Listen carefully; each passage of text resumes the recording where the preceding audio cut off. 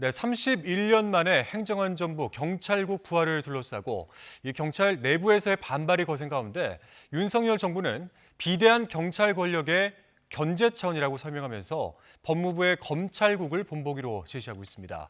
하지만 엄연히 다른 점이 존재한다는 지적도 나오고 있는데요. 어떤 면에서 비슷하고 또 다른 건지 우철희 기자가 정리했습니다.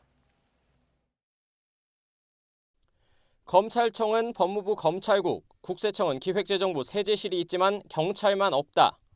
김대기 대통령 비서실장이 비대한 경찰 권력의 견제가 필요하다면서 행정안전부 경찰국 설치 이유를 언급한 대목입니다. 비교 대상인 법무부 검찰국은 지난 1948년 대한민국 정부 수립 당시부터 존재했습니다. 당시 법무부 직제를 보면 검찰국을 둔다고 규정하고 있는데 지금까지도 큰 틀에서 유지되고 있습니다. 현재 검찰국은 검찰 행정에 관한 종합계획을 수립 시행하고 검찰 인사와 조직, 예산까지 도맡고 있습니다. 행안부가 설치하려는 경찰국 역시 전신인 내무부 치안국이 정부 수립 당시부터 존재했습니다. 이후 치안본부로 격상됐고 경찰의 중립성을 보장한다는 이유로 지난 1991년 경찰청이 독립하면서 사라졌는데 이번에 국무회의에서 시행령이 통과되면 31년 만에 부활하게 되는 겁니다. 행안부 설명으로는 경찰국도 법무부 검찰국과 비슷한 업무를 맡습니다.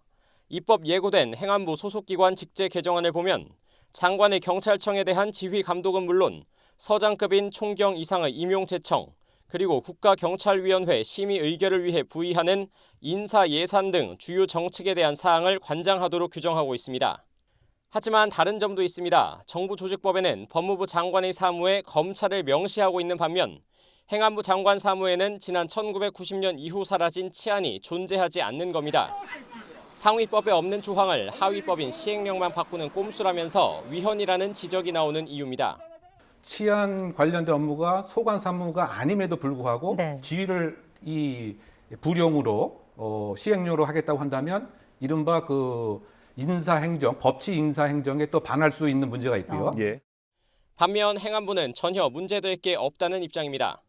기존에 있던 권한을 수행하기 위한 조직을 만드는 것은 법률 사항도 아니고 말씀드린 바와 같이 시행령으로 해야 되는 작업이고요.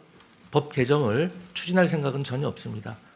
비록 법무부 장관의 소관 사무로 검찰을 뒀더라도 인사와 예산에 대한 통제로 검찰의 독립성과 중립성 침해에 대한 지적이 끊임없이 나왔고 윤석열 대통령은 대선 공약으로 검찰 예산 독립을 제시하기도 했습니다. 경찰 내부에서도 비대해진 권한에 대한 통제의 필요성은 공감하지만 정부의 생각과는 너무나 평행선이고 시민단체의 고발까지 이어지면서 진통은 상당 기간 지속될 전망입니다. YTN 우철입니다.